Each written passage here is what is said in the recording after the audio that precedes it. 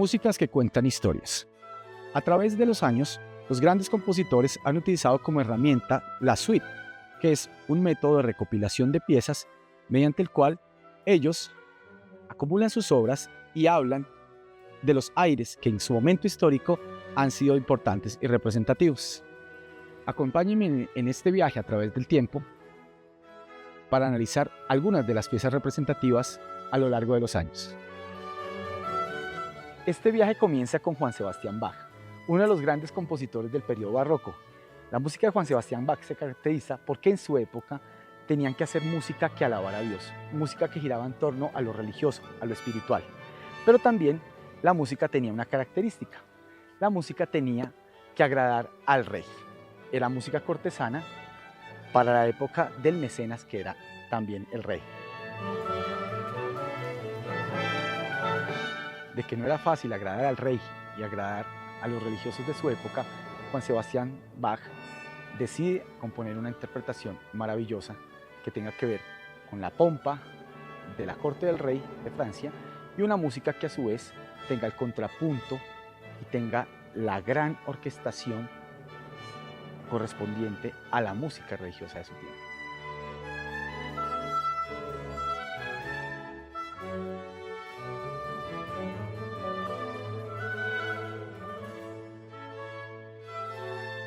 La extraordinaria obra de Johann Sebastian Bach ha sido objeto de estudio a través de los años.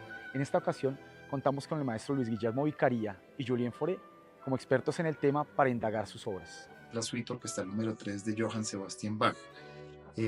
Aproximarse a una obra como esta en un mismo recital en el que está incluida la historia del soldado, pues es un gran reto, porque son estilos muy distintos, son lenguajes diferentes y los mecanismos de expresión que utilizan los dos compositores pues son totalmente diferentes.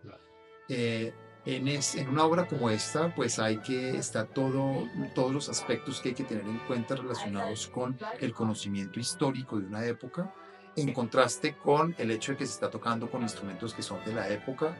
Entonces el director se ve en la necesidad de tomar ciertas decisiones que están relacionadas con el medio instrumental que está usando, de acuerdo con un conocimiento histórico y de acuerdo con el reconocimiento de que está en un contexto actual, con unos instrumentos modernos, con instrumentistas muchas veces que no tienen la experticia que a veces uno observa en músicos que han tenido una formación específica y direccionada hacia la interpretación del barroco y en este caso de la música de Johann Sebastian Bach.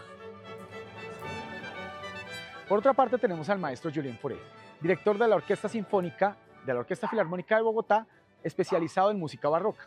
Él nos hablará ya no de las dificultades técnicas, sino también nos hablará un poco del color, el estilo, la armonía, el contrapunto y todos esos detalles que afloran a la hora de abordar la música del periodo barroco. Esa suite fue destinada como para la corte, para banquetes, fiestas o también para un concierto. Y esa suite, digamos que tiene un esquema tradicional del estilo francés. En la época de Bach había dos géneros o dos corrientes dominantes, el estilo francés y el estilo italiano. Esa suite de danzas pues obviamente es más inspirada del estilo francés, pero la escritura de Bach igual siempre es ambigua, es mezclada, como se dice, el estilo mezclado, que es el estilo alemán, que coge cosas del estilo francés y del italiano y los junta en una suite. No tiene como una línea narrativa muy precisa, sino que empieza con una obertura, que también las óperas empezaban con oberturas. Es el momento más importante de la suite. Y después hay una serie de danzas, de la gavotte, por ejemplo, la bourrée, la giga. Y hay un aire, que es el segundo movimiento, y ese aire es realmente la parte más italiana de la suite. Bueno, ahora me pregunto, y como director de orquesta, ¿cuáles serán las dificultades o los retos a superar para poder hacer un montaje de una pieza de Johann Sebastian Bach? En el caso de la música de Bach, tiene que haber una preocupación muy clara de aspectos como el color del sonido, la articulación, la forma como se hacen los adornos. Entonces son lenguajes distintos y el director tiene que entender cuál es ese tipo de aproximación que se hace con, con cada una de las obras de acuerdo con su contexto. Y es bueno identificar qué diferencias hay am, para verificar notas, ritmo, esa serie de cosas. Y después, como toda pieza barroca, es bueno tener muy claro lo que pasa en la armonía desde el bajo continuo. Realmente es algo que es ineludible para analizar cualquier pieza de la época, porque cada armonía, digamos, que va a guiar el carácter o el afecto de lo que estamos haciendo con los demás instrumentos. Am, es bueno también decidir en la obertura qué tipo de punteación queremos hacer, si queremos sobrepuntear cualquier ritmo que se puede sobrepuntear o si queremos a veces respetar el ritmo como tal. Eso es de adición del director. Y para las diversas danzas que hay, también es bueno enfocarse un poco en las métricas de la época, en los estilos que hablan los franceses de las danzas, cómo hay que apoyar la gavota, si en el primer compás, en el segundo compás, qué velocidad podemos utilizar. Eso también hay muchas fuentes que tienen informaciones contradictorias y obviamente siempre hay que mezclar esa información histórica con lo que uno siente, lo que le dice la música, lo que le llama la melodía, lo que le evoca la armonía, porque siempre no es tan fácil como obedecer a una regla, sino que hay varios parámetros que se van mezclando. Como dijimos al principio, seguimos contando historias. Historias de Juan Sebastián Bach y de su música. Historia del arte, de la religión, de las creencias, del poder, de todos los elementos que crearon una música y una estética.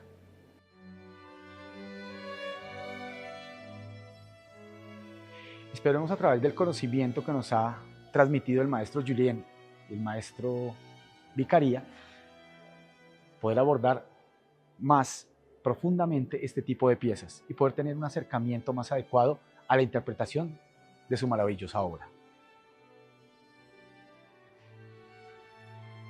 Bien, y este fue Juan Sebastián Bach. Pero la historia continúa con el gran compositor Igor Stravinsky de principios del siglo XX. Acompáñenme.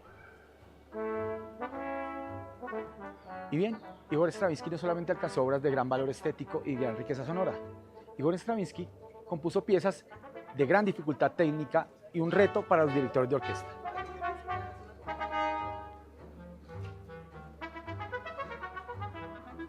Y dentro de ese valor estético, sonoro y reto técnico, tenemos la historia del soldado. La historia del soldado de Stravinsky es una historia de carácter faustiano, que nos narra la historia típica para el momento, estamos hablando del siglo XIX, donde el diablo quiere poseer el alma de las personas.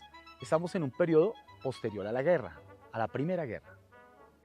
El soldado retorna a casa después de la guerra, o no después de la guerra, y un periodo de descanso donde puede ir a visitar a su familia. Al visitar a su familia, se da cuenta que por el camino estaba agazapado el demonio.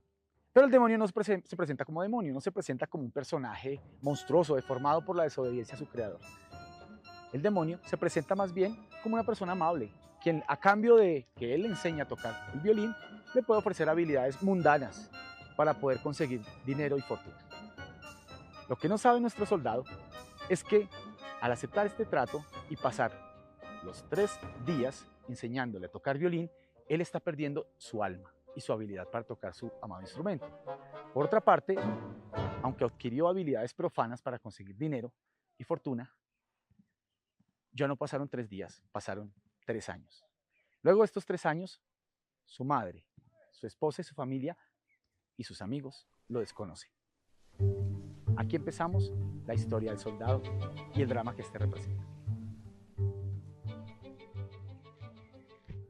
De la misma manera que el diablo tuvo que ingeniárselas para engañar al soldado, y el soldado dejó su alma sin saberlo para adquirir poderes profanos, el director de orquesta debe ser frío y calculador a la hora de abordar este tipo de repertorios.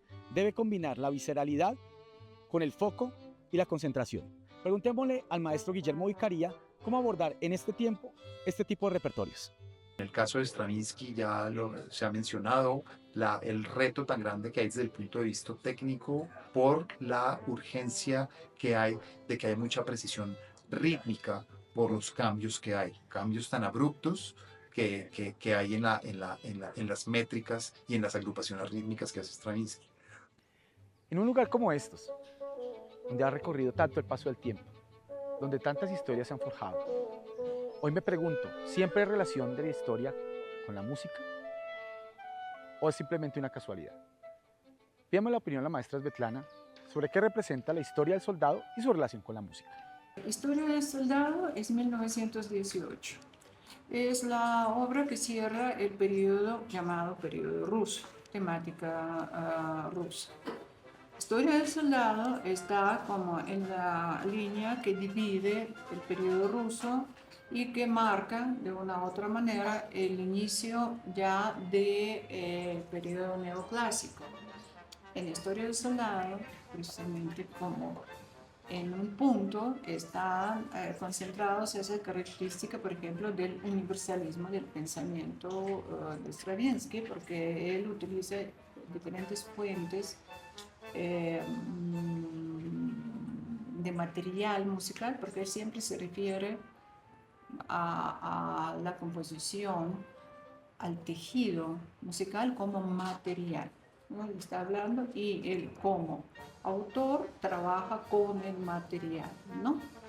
Entonces, si nosotros, obviamente, si la palabra o pregunta es por la armonía del periodo ruso, pues ahí sí toca, obviamente, destacar los siguientes momentos. Primero, la armonía de Stravinsky representa los fenómenos típicos que ha sucedido en el cambio del lenguaje musical, armonía en particular. Entonces, tres periodos, en los tres periodos estamos viendo características que son tipificados en el terreno de la cultura musical, tanto europea como norteamericana, de este periodo. Entonces, si nosotros vamos a hablar del periodo ruso, hay que decir que la armonía de Stravinsky ha partido, obviamente, de la armonía romántica. ¿Tá? Ese es el primer punto. Y no es un secreto que él fue influenciado mucho por Rimsky-Korsakov. Eso es un hecho. Lo que pasa es que el periodo ruso, ideológicamente, representa como continuación de la práctica musical, actividad musical de la escuela nacionalista rusa. Entonces, para que una escuela se identifique como representativa para una cultura nacional, ella tiene que utilizar, involucrar en su lenguaje, independientemente de los compositores y sus estilos individuales, tiene que involucrar en su pensamiento, estética y pensamiento musical, ante todo los elementos folclóricos. Folclore ruso, entonces, de una u otra manera, entra en la armonía de Stravinsky. Extraordinaria e interesante la perspectiva de la maestra Svetlana, pero me deja con dudas. Me pregunto, ¿habrá otra perspectiva, igual de ilustrada, pero un poco diferente, del compositor Stravinsky? Preguntémosle a la maestra Marta Ena Rodríguez Melo. La historia del soldado es una obra de oportunidad, es una obra oportunista. ¿Por qué? Porque es hecha en un momento en el que tanto Stravinsky como Rasmus, que es el literato, digamos, que se encarga de hacer el texto, están en una situación económica espantosa y tienen que inventarse algo para poder hacer música y ganar dinero. Ese algo es hacer alguna obra. Él había hecho ya sus ballets maravillosos, había hecho ya, pues obviamente Petrushka, había hecho obviamente La Consagración, etc. Y ya el hecho de decidir hacer una obra. Tendría que ser una obra teatral, pero no podía ser una obra teatral tipo ballet, porque se necesitaba tener la mínima cantidad de recursos posible, tanto desde el punto de vista, pues digamos, económico, pero desde el punto de vista artístico también, muy escueto, una estética muy desprovista, digámoslo así, sacarle partido a lo mínimo que le pudiera sacar partido. Hay tres momentos que son como ciclos de la historia del soldado, de la vida del soldado. Por otro lado está el diablo y por otro lado están las marchas. La marcha del soldado es esa, es pura marcha marcada. El diablo lleva el compás de todas maneras. El violín, no es que el soldado sea un gran violinista, el violín no tiene una gran cosa, es como otra especie de ritmo. También allí con dobles cuerdas o lo que sea, es como otra percusión, muy poca melodía, ¿cierto? La marcha real es una marcha interesantísima, que es la marcha de cuando él llega a salvar a la princesa. La marcha real es muy interesante porque es una marcha que no mantiene el aire marcial. De alguna manera, ¿cómo se llama? Las monarquías cada vez están más decadentes. Entonces la marcha real también muestra como una especie de decadencia, no puede mantener su ritmo, no puede mantener su poder. El rey ya no tiene ni siquiera para salvar a su hija, o sea, es un pobre rey, ¿cierto? Y esa marcha real pierde todo, es brillante, claro, pero pierde todo el brillo de la representación del país con un rey coronado. La última marcha y toda la música que está asociada con el diablo y que implica el violín también, es una música que se alimenta de una tradición que es la tradición del violín diabólico, ¿sí? El trino del diablo de Tartini, por ejemplo, las grandes habilidades de Paganini para educarte decían que eso tenía que ser pacto con el diablo, que el tipo tocaba por eso. Y mucho la idea que hay en mucho cuento tradicional de que el diablo toca violín, la muerte toca violín y el diablo toca violín. Entonces las partes que pertenecen directamente al diablo, la marcha del diablo y la danza final, son llenas de exigencias para el violinista que para mí pertenecerían como a ese tipo de tradición. Extraordinaria la posición de la maestra Marta Ena y su perspectiva y aporte con respecto a la vida y obra de este gran compositor Stravinsky. Pero volvamos un poco al pasado. En retrospectiva, estamos contando historias. Empezamos con la historia de Sebastián Bach, sus dificultades técnicas, su época, sus aires, sus danzas, su suite. Pero también tenemos en Stravinsky la historia del soldado. La historia del soldado que nos cuenta una obra dramática acerca de la relación del hombre con sus temores, con sus miedos, con sus pasiones, y el diablo interviniendo, y el diablo dificultándonos la vida, pero también dándonos argumentos de rigor para construir la historia y construir la música. Pero bueno, tanto Bach como Stravinsky son historias maravillosas, pero historias europeas, historias que nos pertenecen como legado humano. ¿Qué tal si hablamos ahora de Latinoamérica? Estamos en este espacio histórico donde podemos hablar de nuestro continente. Hablemos de Latinoamérica y hagámoslo de la mejor manera, contando las historias de la colonización y la historia de piratas. En esta ocasión, la historia del pirata Drake, quien quiso utilizar a su favor los vientos y la mar. Sin embargo, no contaba con un fenómeno meteorológico. Hemos tenido la oportunidad en este viaje de contar historias. Historias de Juan Sebastián Bach, historias de Igor Stravinsky. Pero bueno, Igor Stravinsky y Sebastián Bach ya no están para contárnoslas personalmente. Pero en esta ocasión, a través de la obra Simploqué, que habla de la dragontea, nos va a contar la historia su propio compositor, el maestro Maine de Espino. Simploqué es una palabra que utilizaban los antiguos maestros griegos para describir un tejido en el cual todas las personas estábamos conectados, bien sea por conocer personas en común, o por experiencias en común, o por vivencias en común. En este caso, esta suite, este concierto, suite concertante para cuatro y orquesta de cuerda y percusión, narra un poco la historia desde el punto de vista del catatumbo el fenómeno del relámpago del Catatumbo, antiguamente considerado por los indígenas locales como Ribabá, una especie de deidad llamada Ribabá, y sobre ese fenómeno visto desde la localidad. Luego también se ve desde la españolidad, cuando en tiempos de conquista esa región se volvió una zona muy importante a nivel comercial, y luego también desde el punto de vista de la piratería inglesa, con la participación del pirata Francis Drake, que estaba invadiendo una noche y se tropezó con el fenómeno en el río Catatumbo. De esta narración existe ya un contexto literario que escribió Lope de Vega en el Siglo de Oro, llamado La Dragontea. En La Dragontea se nombra por primera vez este fenómeno, y él cuenta cómo el pirata Drake, que era un temerario, pues invade sin importar incluso el relámpago, la tormenta eléctrica, que lo sorprendió obviamente, y cómo se desenlaza todo esto en una batalla campal, que va describiendo el hilo conductor del asunto. Es el 4, el simploqué, el enlace entre una visión y la otra. El narrador en este caso sería el 4, y la orquesta va contando un poco todo el contexto desde los distintos puntos de vista.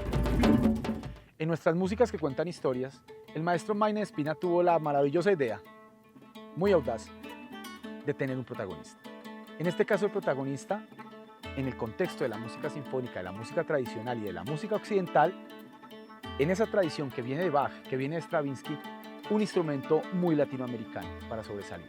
La particularidad es que el solista intérprete no es un violín o una flauta, sino el 4. El 4 tiene mucho universo por explorar, ¿no? Porque si lo ven desde el punto de vista guitarrístico, existen obviamente precedentes parecidos, pero el 4 tiene una tímbrica propia, una afinación también reentrante que no es tan común, distinta a la de la guitarra. Tiene también unos recursos percusivos, algunos recursos tímbricos distintos que tienen mucho que ver con nuestros ritmos locales, que tienen mucho que ver con nuestra historia, con nuestro desarrollo del instrumento, y convivir el 4 con la orquesta tampoco tiene muchos precedentes, de hecho hay muy poquitos, y en este contexto de una suite concertante, con un contexto programático, descriptivo de una historia narrativa, es totalmente novedoso. El 4 está para entregar un aporte tímbrico, pero sobre todo identitario. El asunto aquí es de identidad musical e identidad cultural, además de, por supuesto, los recursos musicales que el instrumento expresivamente está agregando a la obra. Muchos de los elementos que nutren la música son precisamente esos pequeños detalles que introdujo el maestro Mayne Espina en su obra. Por ejemplo, el uso del cuatro llanero. No nos imaginaríamos a Bach o a Stravinsky utilizando este tipo de instrumentos no sinfónicos folclóricos, pero tampoco nos imaginaríamos a Bach o a Stravinsky utilizando tambores no tradicionales, como en el caso del chimbagle, un instrumento de construcción netamente latinoamericano. Originalmente los chimbangles son de origen totalmente africanos. En el estado Zulia, en la época de la conquista, en la parte sur del lago de Maracaibo, específicamente, hay un pueblito que se llama Bobures, un pueblo muy hermoso, de gente afro, gente descendiente de los africanos, de los esclavos, que nos trajeron para el cultivo de la caña de azúcar. Los españoles en ese momento trataron de colocar a los indígenas a producir caña de azúcar y vieron que no era viable, temas de la época, de la realidad del momento. Y entonces prácticamente también se enfermaron mucho los indígenas, las enfermedades que trajeron los españoles, que ellos no tenían anticuerpos para ello.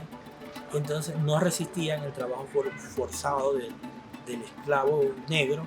Trajeron a los esclavos africanos y ellos trajeron consigo sus costumbres, su música e incluso su religión. Se hace el sincretismo religioso y a partir de allí surge una veneración a San Benito, y es de donde se originan el chimbangle en el sur del lago. Ese chimbangle son tambores hechos de un árbol que se llama balso, es un árbol muy liviano se cava, dependiendo de los tambores, en una batería de tambor colgante que se hace para ir en una procesión adorando al santo, ir tocando mientras llevan el santo. Johann Sebastian Bach, con los recursos que tenía, contaba historias para su momento, para su historia, para su contexto, sus danzas, sus piezas cortesanas, sus piezas espirituales. Stravinsky, por su parte, hablaba de música de su posguerra, de su vida, de sus dificultades, de sus limitaciones, llenas de ritmos, de complejidades, de energía.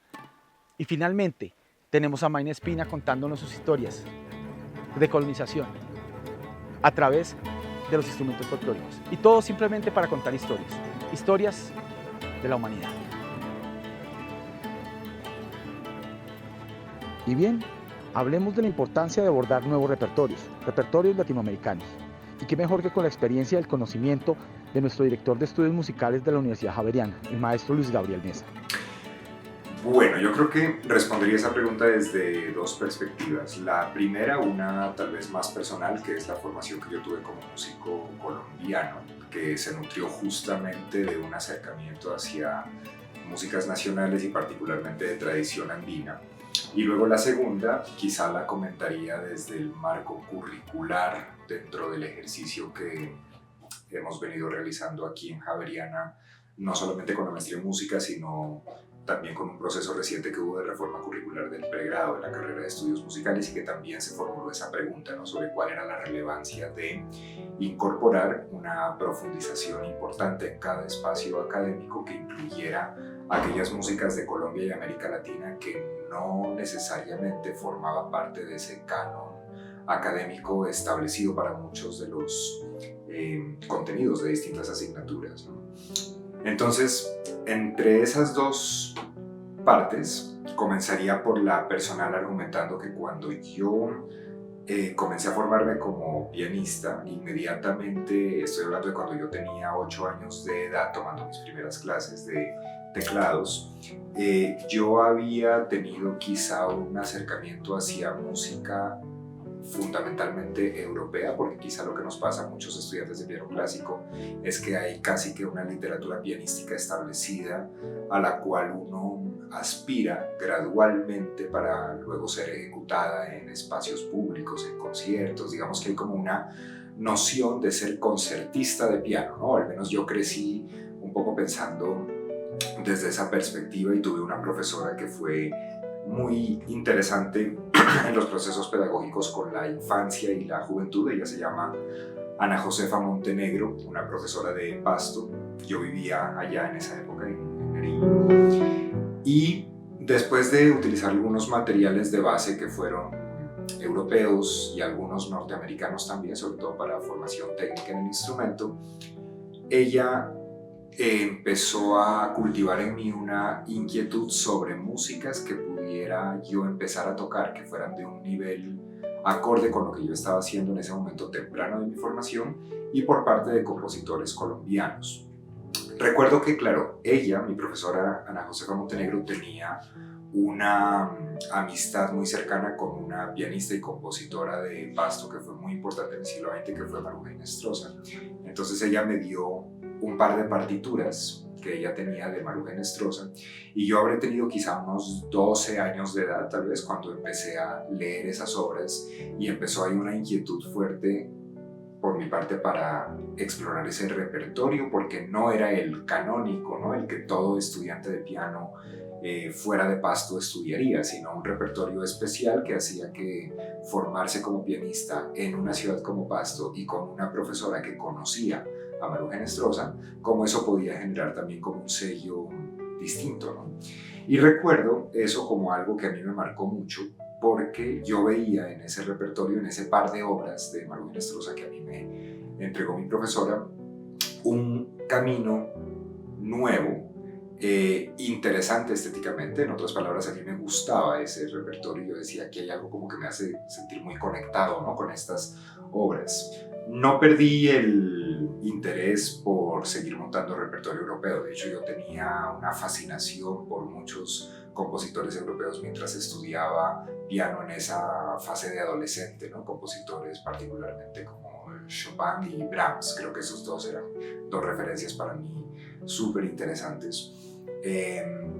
Pero era interesante poder tener también esta alternativa. Y a eso sumémosle que yo crecí en una familia de músicos. Mis dos hermanos son intérpretes de bandola y tiple. Entonces ellos tenían un trío andino tradicional de bandola, tiple y guitarra con un amigo guitarrista de su colegio. Y yo crecía entonces escuchando repertorio como pasillos, bambucos, guabinas, danzas, torbellinos e incluso adaptaciones para ese trío instrumental de cuerdas de obras de Maruja Inestrosa. Una de ellas, la misma que yo había comenzado a aprender en piano, que era un vals llamado Dulce Sueño. Entonces creo que esa fase personal como de mi vida musical temprana me llevaba a mí a cultivar esa curiosidad desde muy temprano y a sentir un amor por la música andina colombiana. Yo soy pastuso, entonces creo que ahí había también como una exposición recurrente hacia músicas de tradición andina más que otras músicas regionales colombianas. Digamos que yo, a pesar de ser nariñense, no crecí escuchando mucho burrulao, por ejemplo, que es algo más característico, claro, del litoral pacífico. A pesar de la cercanía, digo yo, no fue el tipo de música con la cual yo crecí. Tampoco crecí escuchando mucha cumbia del Caribe ni mucha música llanera. Digamos que tuve sí una formación temprana muy andina en ese sentido musical, ¿no? Y eso de alguna manera pues deja un sello identitario en uno como artista, ¿no? Yo me atrevo a decir que han dado pasos muy importantes en ese sentido. Universidades como la nuestra, Pontificia Universidad Javeriana, Universidad del Valle es ejemplar también porque ellos tienen un programa de licenciatura en música y además un programa que ofrece el título de maestro en música en pregrado. Y a pesar de que la línea de formación es principalmente clásica, ellos tienen muchas prácticas musicales que responden coherentemente a los intereses de los músicos principalmente del suroccidente colombiano, en sintonía con lo que pasa en región, ¿no? Universidad de Antioquia, ejemplar también lo que ha sucedido con investigadores y con áreas de énfasis tanto de su pregrado como de su maestría, que de hecho allá se llama maestría en músicas de América Latina y el Caribe. Entonces es un referente bien interesante de una alternativa también pedagógica en el nivel de posgrado. Universidad El Bosque abrió una maestría llamada Maestría en Músicas Colombianas, entonces es también otro referente cuya misma denominación nos muestra los avances en esa ruta. Lo que creo sí es que se están concentrando varios de esos esfuerzos en grandes ciudades como las que acabo de mencionar, Bogotá, Cali y Medellín. Y eso no debería ser así. Si nosotros pensamos que ciudades como la mía, Pasto, por ejemplo, tiene un programa de licenciatura en música en la Universidad de Nariño, valdría la pena examinar qué está sucediendo con esa presencia de músicas colombianas y latinoamericanas en un programa de licenciatura en música de región que es tan importante no solamente para Nariño, sino también para la relación fronteriza con Ecuador, para la presencia de músicos procedentes de Putumayo o procedentes del litoral pacífico del mismo departamento de Nariño y del Cauca también. ¿Cómo está respondiendo ese programa? No es una respuesta que yo tenga, pero digamos en el contacto pequeño que yo he tenido con la Universidad de Nariño y con estudiantes egresados de dicha licenciatura, muchas veces surge la inquietud de cómo una tradición musical tan rica como la que existe en el departamento de Nariño no siempre se ve representada en los intereses curriculares de ese programa, ¿no? Entonces, como digo, es un concepto que emito en función de la retroalimentación de estudiantes que han salido de la licenciatura y que se parece mucho a lo que he escuchado, no sé, en la Universidad de Pamplona, en Norte de Santander, en distintos contextos de región, como que en esa periferia, si la pensamos como aquellas ciudades lejanas de las grandes urbes de Colombia, parecería que todavía los pasos han sido muy lentos en materia de incorporar estos contenidos en sus programas universitarios. Entonces creo que es muy pertinente la pregunta que haces y es igual de pertinente que las personas que estamos a cargo de procesos educativos en universidades con música en Colombia realmente tomemos muy en serio esa, no quiero decir tarea, sino responsabilidad que tenemos como colombianos, como latinoamericanos, de responder realmente a las necesidades e intereses locales que tienen que ver con nuestra propia región.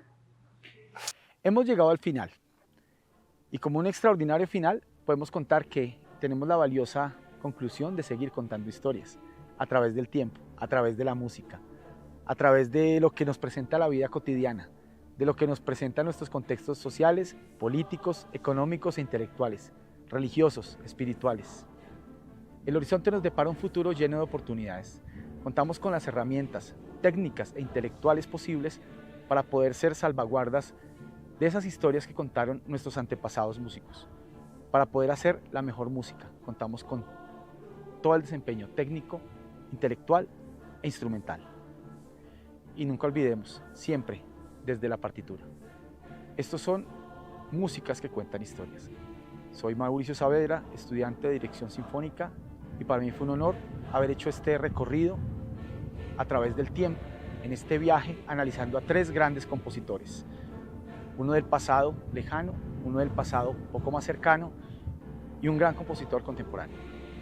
Gracias por acompañarme.